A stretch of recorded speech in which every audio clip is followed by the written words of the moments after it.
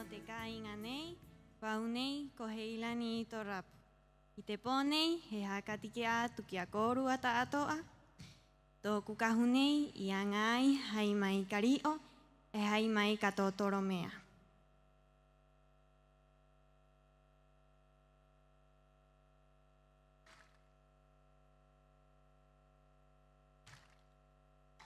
Hera e, i angai te taura hai raupa. Paka paka o te maika.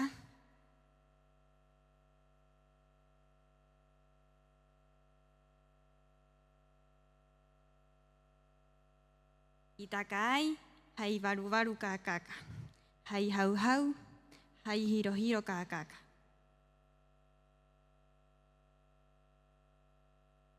Tōku hei, e tōku mā uu.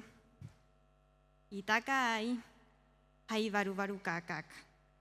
I haka nehe nehe ai, hai hau hau ka kaka.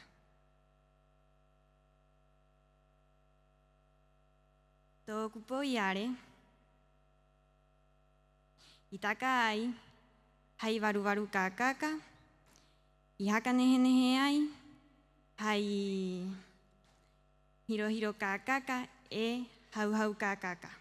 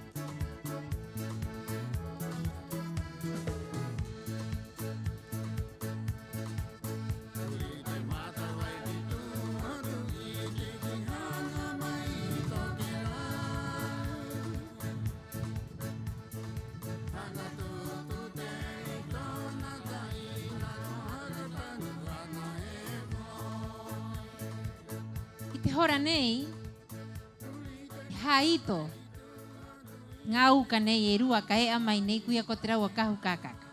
Te uira e mahei lani, i te pōnei.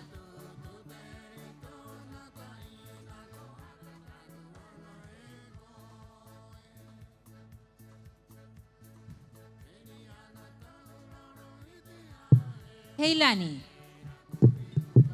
he aha te hau haa, o te tapa ti Rapanui, ki tuu mana ou i te roa o te haka mana, i te haka tere hanga, o te re o Rapanui, e o te haka ara Rapanui.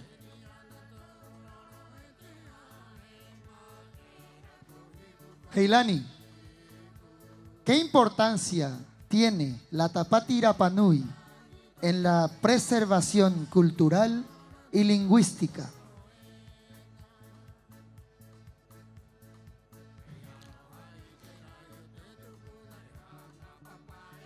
Te ngongoro nei, o te Tapati Rapanui, he ngongoro, mo hakapua i tatou reo, mo hapiki te ngā poki, mo haka ara haka au, tatou ono tupuna o te Rapanui. Maururu tapa hono. Fuerte el aplauso para la respuesta de Heilani.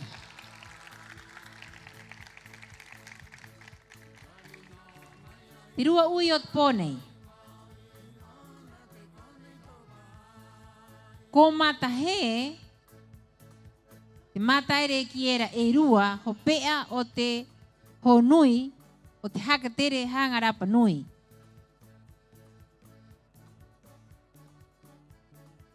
Heilani, ¿cuáles son los dos clanes principales de la cultura Rapanui y cómo se organizaban en el territorio?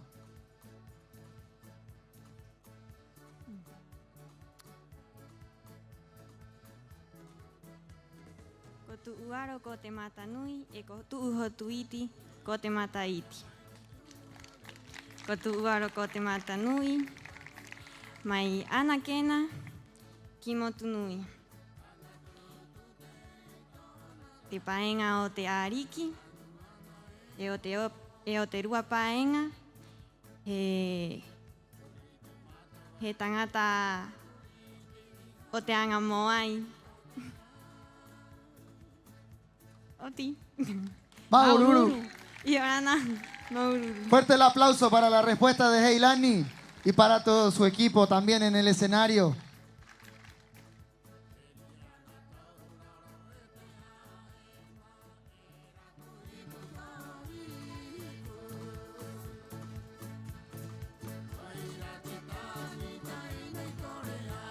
Maururu rot puai mai koro ki pahono tiu kane hene o tatou o tiu kara ene ye amai nei hakat ke amai nei tōna kahuanga hai kakaka. Era te rotu hei he te hua ai he te hokurua irao mai ni angari nā mo hau ki te anga mo ata haka mana i te anga ne Tapati Rapanui.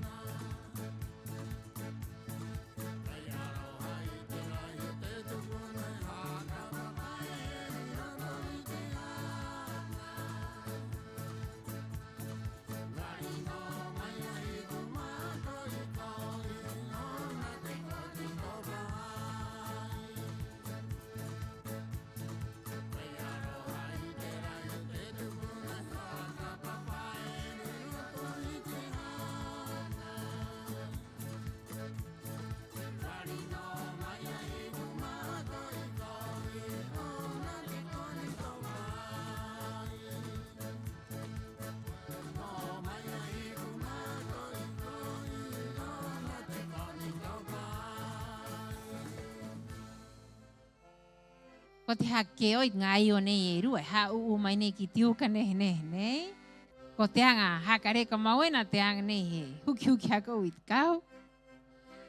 Taipa e pito ni he rini. Mejor no vamos a traducir eso, Cava.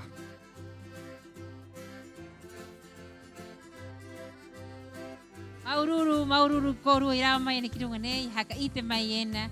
Pe hea ngai e hea te rawe au te korua kahu ka kakaena. Maururu.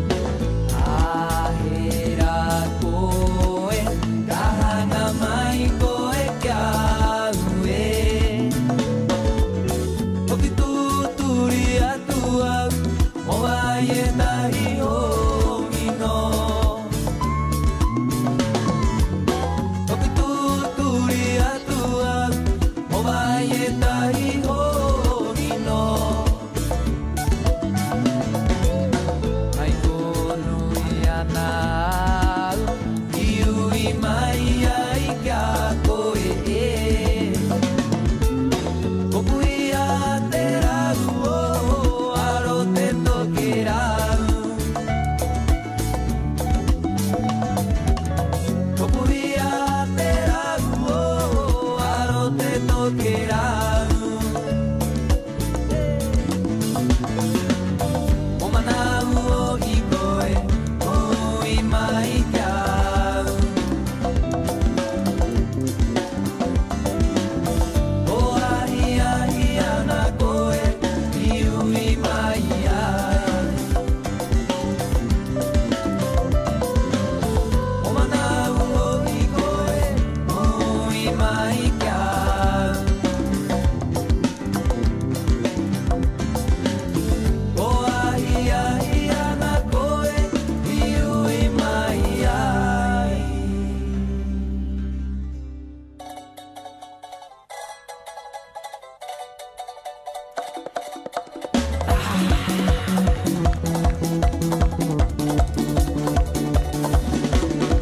E ahara tō mata, e ui e nā ki te kona ke.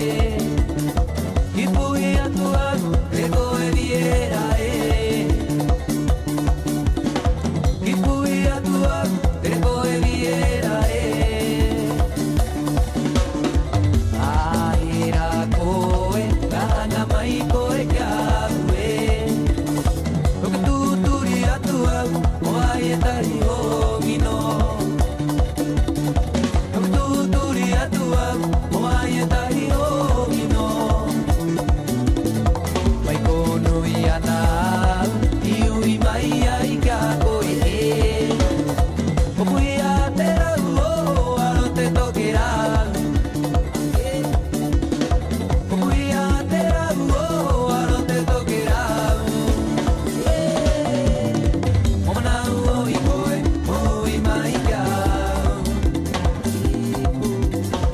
O ahi ahi ana koe, i ui mai ai.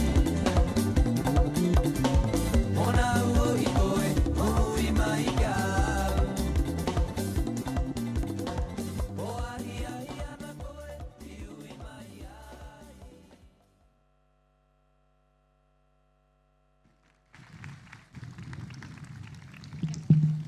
Maururu, kia mama tía Noelia Durán Beriberi, Ararua Comaeja León, Ianga Mayai, Tikahu Nehe Nehe, Mohaka Tikiatu Kia Koru Atato, Maua, Maururu.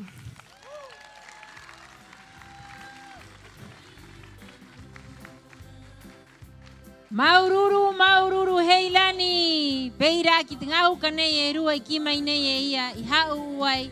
Tōna kahunehera y haka te kia mai nei i pone i kuangarina. Fuerte el aplauso para Heilani y su presentación y aquellas también que la ayudaron con tan lindo traje esta noche. I te hora nei, he ke mai ki runga nei tātou rua uka o tāpati rapa nui nei.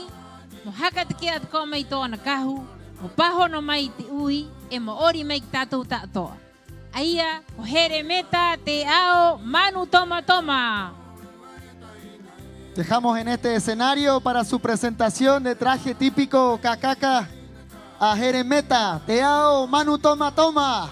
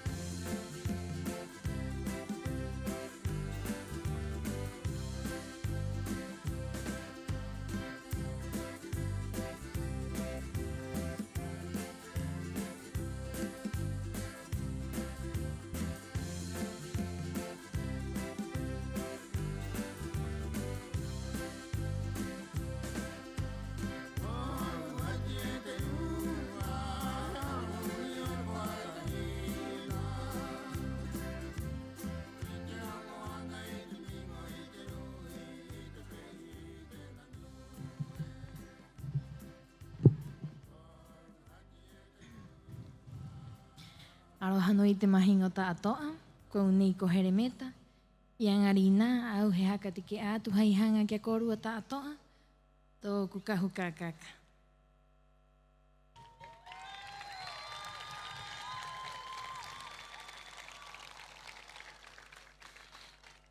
Hera e tō kuhei, i angai hei ka kakario, e peira a, hei ka kakainika. E haaura aroa, e tahi aito, tōna i ngoa, ko kirokea, he aito o te hua ai te ao.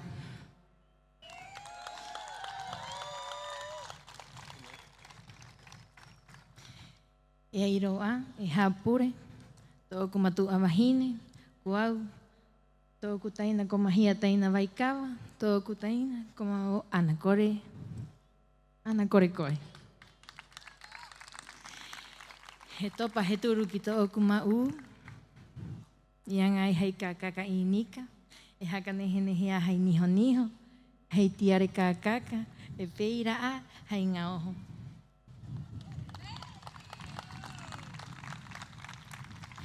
He topa he turu ki tōku kahu, i angai hei ka kakainika, haka nehe a hei tiare, e hei hau ka kaka.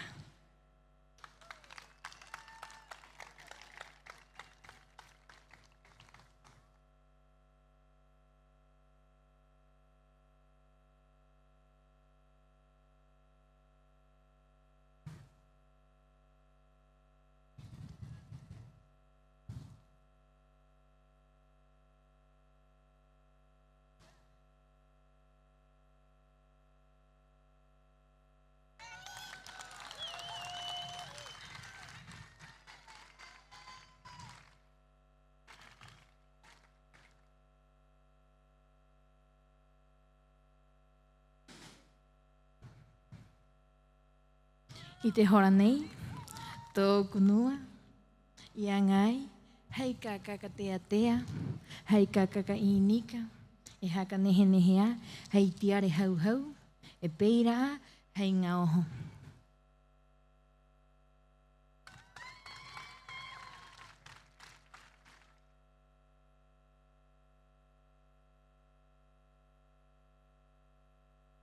E ko hiro a, pahe kūpenga. E haaura aroa, te waikawa, e nohoera te pure heremeta.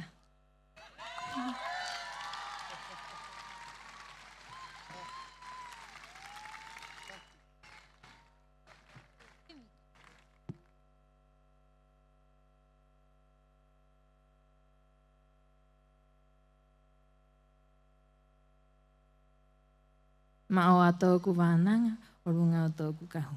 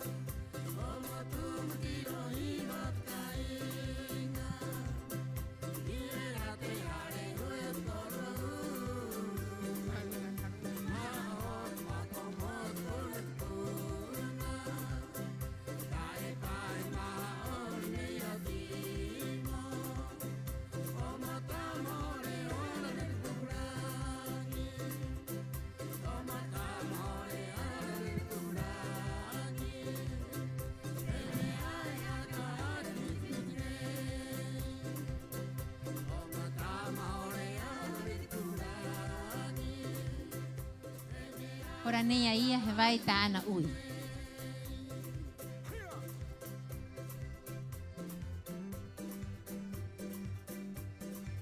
Yorana heremeta pehi koe.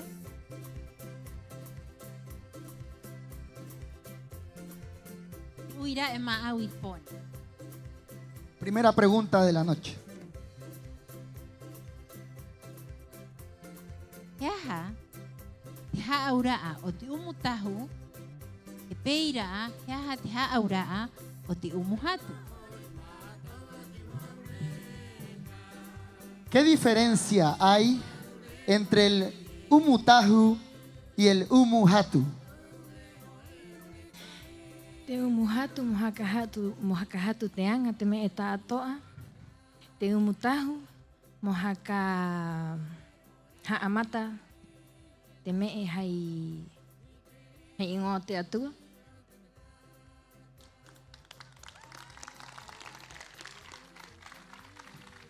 Maururu tak pahono. Kitu mana o te tanga api. Te wananga ro, ai te wananga ra punui o korehe a te raua wananga. Pehe kitu mana o. Segunda pregunta. Jeremeta, ¿consideras que las nuevas generaciones están hablando menos Rapa Nui? ¿A qué lo atribuyes? Ai heri ari aki te nuu heki ai aina he hapi te arero Rapa Nui ina he ite te arero Rapa Nui e kohanga araua mo wananga te tātou arero. Oira te tanga api ina he wananga te tātou arero. Kita oku manau. Maururu Jeremeta tak pahono. Muchas gracias por tu respuesta. Maururu kia korua tātoa. Fuerte el aplauso para Jeremeta.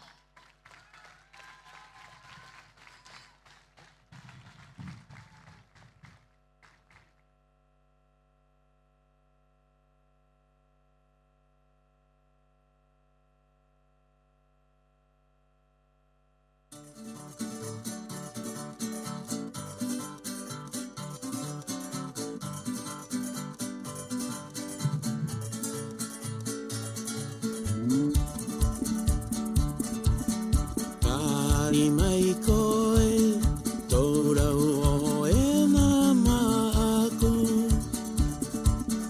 I au e hapa o atu I te hanga I roto mā koe. Mai ko nui ana e tāmata tuena. Mo tō mai a koe, mo hai mai ki roto iau. E hangaro anau Rerero taua pahe pepe karikiriki E hangaro anau Rerero taua pahe pepe karikiriki Como los mariposas volaremos tú y yo, eso es lo que quiero, corazón. Como los mariposas volaremos tú y yo, eso es lo que quiero, corazón.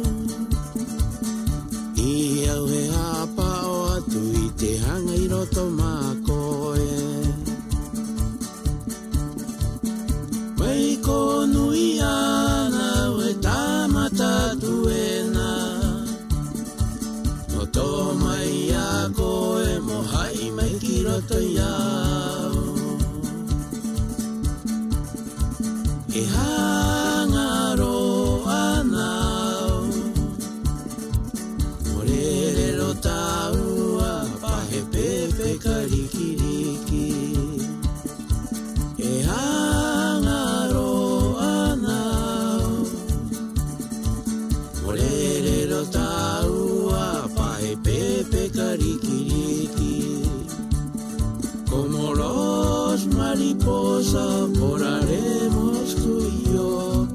Eso es lo que quiero, corazón. Como los mariposas volaremos tú y yo. Eso es lo que quiero, corazón.